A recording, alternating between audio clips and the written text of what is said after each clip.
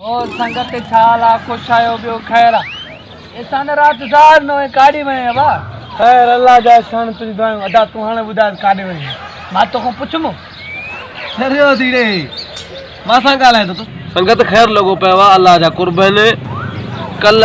मां वयो हम कराची शाम जो सजी कराची घूमी आयम बुधी बा राजा सजी कराची घूमी आयम मानू वरी गाल कंदा थी त कराची जेको जायो वा वो भी न घूमी सकियो वा और मां वरी वयो आहियां सजी कराची रात घूमी आयो आहियां हाणे वरी तव्हां सां गॾु वेठो आहियां दोस्तनि माशाअल्लाह ध्यान राजा भला एतले के रात में कराची घूमी आयो तुम गाडे वई रात मुडे मुमताज मोलाई फोन कई चई राजा तुझो आवाज भलो आ गानो ॿुधायो माथे वो को मुखे चई तुझो आवाज भलो आ माखे भी चई हिकिड़ो गानो ॻाए ॾे मां चयो मां मुमताज मोलाई तू सिंध जो बादशाह आहीं एॾो फनकार मूंखां गानो ॻाराए थो चए बाबा तोखे मां पंहिंजी शाइरी में लिखी ॾियां थो उहो गानो करे ॾे मां न कई मां ॾाढा इलाज कयईं पोइ मूंखे बि तरस आयो मां चयो यार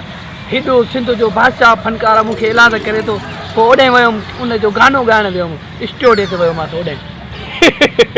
भी मुमताज मोलाई काल कंदो खिले तो मां कूड़ाणा थो शर्म कर कुछ शर्म कर तू सा मुमताज मोलाई ॻाल्हाईंदो भला एॾो वॾो कूड़ तूं आहे पर कूड़नि में तुंहिंजो उस्ताद हुई दिमाग़ आहे असां खां त पुछा कयई तूं काॾे वहीं भला तूं पाण काॾे वहीं अदा एहसान अदा राजा तव्हां बान सां कहिड़ो कूड़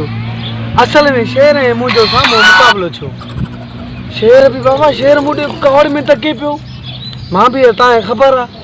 मां बि वरी कावड़ में तकियां हीअं कयां पियो ईअं जो कयो मां बा शेर नथो मुड़ई मुंहिंजे वेझो आयो जो आयो त पोइ मां बि थोरो वरी वेझो वियो मां